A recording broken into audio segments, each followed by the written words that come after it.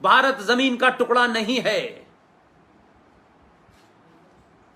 जमीन के टुकड़े की रक्षा करने के लिए लद्दाख में निहत्ते भारत के फौजियों ने 50 चाइना के सैनिकों की गर्दन मरोड़ के मार दिया है। कश्मीर में जो आतंकवादी है, जो सर उठाता है, उस मूजा और दुजाना को वो बहादुर फौजी पंजाब का सर कुचल देता है।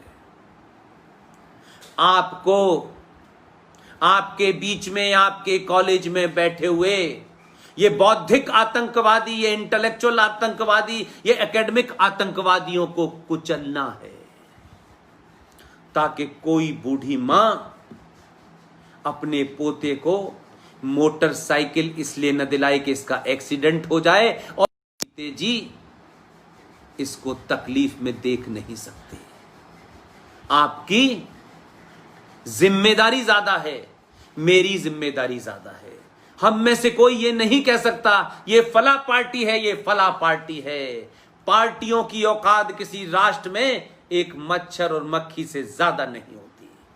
रात में बनती हैं, सुबह समाप्त हो जाती हैं। ये सत्ता पे पहुंचने के तक का एक साधन हो सकता है। राष्ट्र निर्माण का साधन युवाओं के हाथ में होता है। आप किसी संगठन के सदस्य हो या ना भी हो, हम तो जीवन भर ऐसी जगह पैदा हुए जो किसी संगठन के सदस्य हो ही नहीं सकते थे, क्योंकि हम हिंदू थे 39,000 के बीच में। लेकिन आज भी हम किसी संगठन के सदस्य नहीं हैं।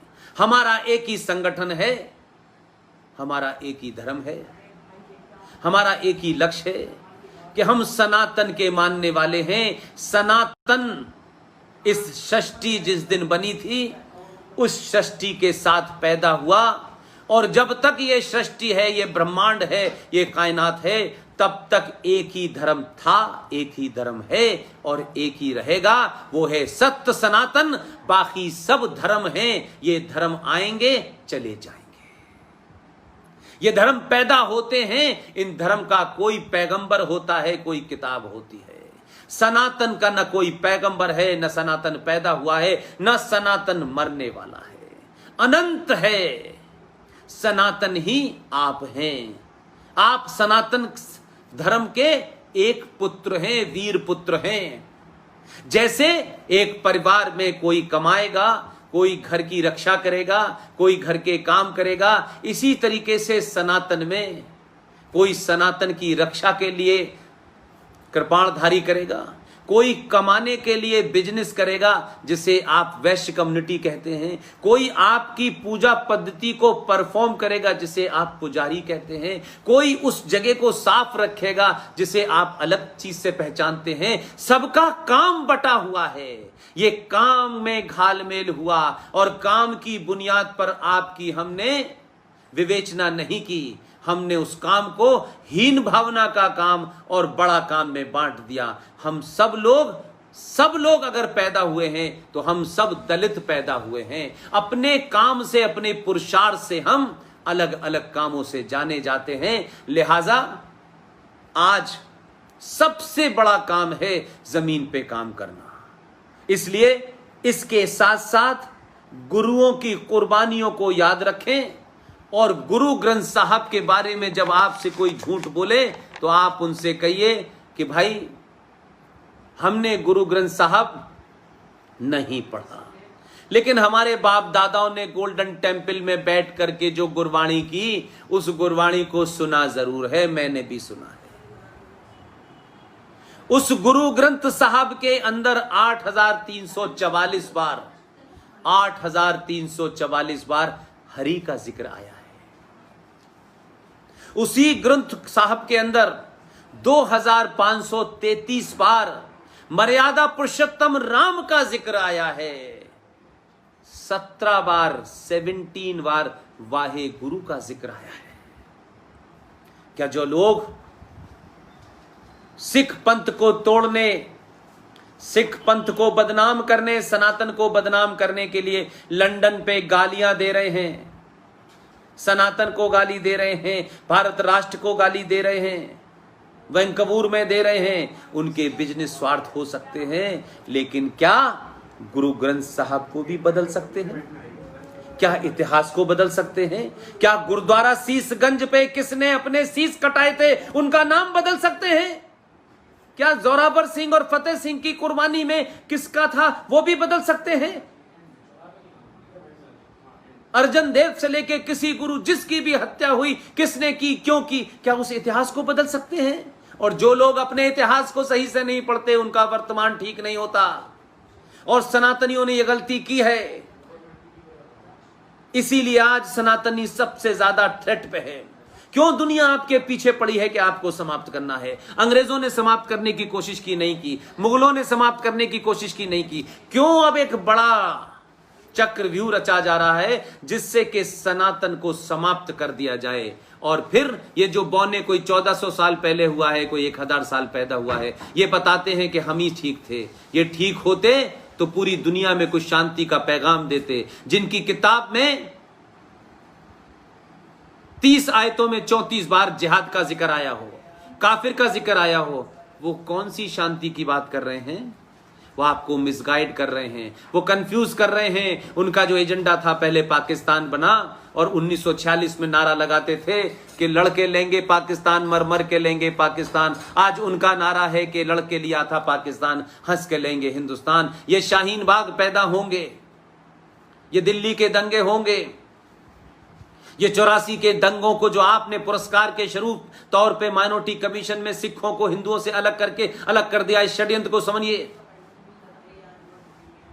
दुनिया में कोई जगह ऐसी नहीं है कि कोई हिंदू गुरुद्वारे में जाने से पहले पूछता हो मैं क्यों जा रहा हूं, और गुरुद्वारे में बैठा हुआ ग्रंथु जो है अपनी दुआ देने से पहले पूछता हो कि तुम्हारा धर्म क्या है। इसलिए मैंने कहा आज दोबारा से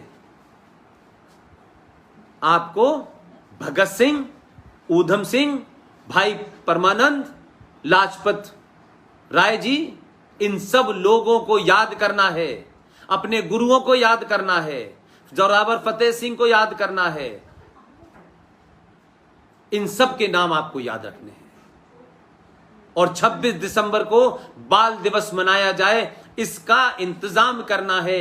आपके देश में, आपके राज्य में, आपके सूबे में एक राष्ट्रभक्त, सनातन भक्त, साहसी, बहादुर मुख्यमंत्री है। आप उसको जाकर के इस बात का विज्ञापन दीजिए, उनसे कहिए कि हम आपको किसी राजनीतिक दल और किसी विचारधारा से ऊपर मानते हैं। आप सच्चे सिख हैं, आपने कई किताबें लिखी हैं।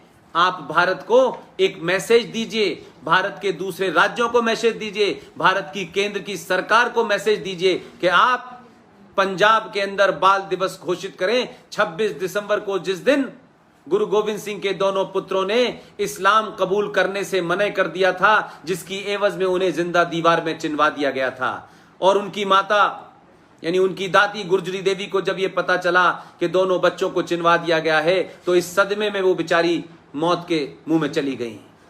ऐसी बलिदानी माओं को याद रखने के लिए सरहिंद जाइए। सरहिंद में ये कहानी आपको लिखी मिलेगी। ये कहानी कोई मैंने कहीं किसी किताब में नहीं पढ़ी है, ये सरहिंद है। वहां की दीवारें चिल्ला रही हैं। लोगों को बताइए कि गोल्डन टेम्पल भी जाएं, जलियांवाला बाग भी जाएं, सरहिंद भी जाएं। पंजाब की गली गली, मोहल्ला मोहल्ला, गांव गांव, शहर शहर, कोई ऐसी जगह नहीं है जहां बहादुर ने, उस सनातनी सरदार ने, उस सनातनी वाहे गुरु के पुत्र ने इस देश के लिए अपनी जान न दी हो, इस राष्ट्र को बचाने के लिए अपनी जान न दी हो, सनातन के बचाने के लिए जान न दी हो। पूछिए कश्मीर कौन से लोग गए थे जब कश्यप ऋषि के वंशजों पर इस मजहबी इस्लामिक आतंकवादी जिहादियों ने वहां पे हंगामा, हालत खराब कर दिए थे। तब कौन से सुख गुरु गए थे वहां, और वहां जाकर जब उन्होंने कहा कि इसके लिए किसी को कुर्बानी देनी होगी, तो उनके बेटे ने कहा कि पिताजी आपसे ज्यादा इसके लिए उपयुक्त आदमी कौन होगा जो कुर्बानी देगा। आपने सिर्फ पंजाब नहीं बचाया है, आपने देश बचाया है, आपने सनातन बचाया है। आप हमारे पूजनीय हैं, आप हमारे आदर्श हैं। अगर हमारे बीच में से कुछ लोग बौनों ने कुछ लोगों के साथ जघन्य अपराध किया है, इसकी सजा सनातन के लोगों को मत दीजिए। प्रस्ताव लेके जाइए, अक्रॉस द पार्टी जाइए।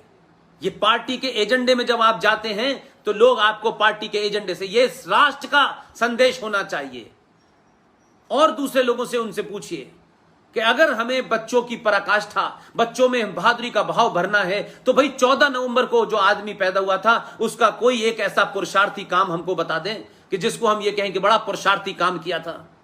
पूरी जवानी निकल गई उनकी दलाली में, पूरी ताकत उन्होंने लगा दी कि देश के पुरुषार्थियों को कैसे समाप्त किया जाए, पूरी ताकत लगा दी उन्होंने कि उनकी सत्ता कैसे बनी रहे। वो तो इतने बड़े पुरुषार्थी थे कि जिस कमेटी के चेयरमैन थे, भारत रत्न बांटने वाली कमेटी के चेयरमैन थे, उसी चेयरमैन ने अपने आप को ही भारत रत्न दे लिया। इतने बहादुर लोग थे।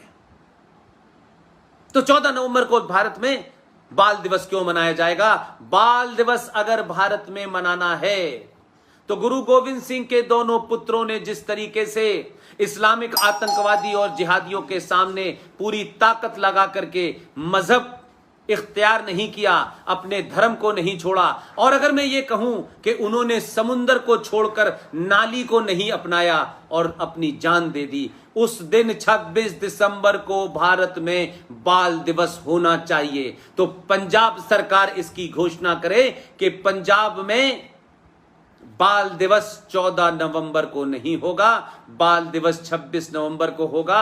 शहर शहर गांव गांव फेरियां निकलें, बताया जाए 26 दिसंबर को क्या हुआ था। वो उनकी शहादत हुई थी, उनकी याद में उनकी बहादुरी को कन्वर्ट किया जाए। ये शहादत बच्चों के लिए गम का, बच्चों के लिए अफसोस का दिन न बने, बल्कि ये शहादत उन्हें ताकत दे और साहस पैदा करे। और भारत में साहबजादा जोरावर सिंह और साहबजादा फतेह सिंह बनने की बच्चे सोचें, ना कि मक्कार, दलाल, चापलूस, लालची बनने के लिए हम प्रयत्नशील रहें। मुझे लगता है कि मैं जो कुछ कहना था वो मैंने कहा, लेकिन मैं फिर एक बार दोबारा से आपसे कहूंगा कि आप कैप्टन अमरिंदर सिंह की वो किताब लें, खरीदें, और लोग 50-60 वो किताबें खरीद के और अमरिंदर से समय लें और उनसे कहिए हम मिलने आए हैं, हम चाहते हैं कि जो आपने इतनी अच्छी किताब लिखी है उस किताब को दुनिया भर में लोग पढ़ रहे हैं। चाहे तो कहिए कि दिल्ली में बहुत सारे लोग हमें बताते हैं, उस किताब पे उनके सिग्नेचर लें।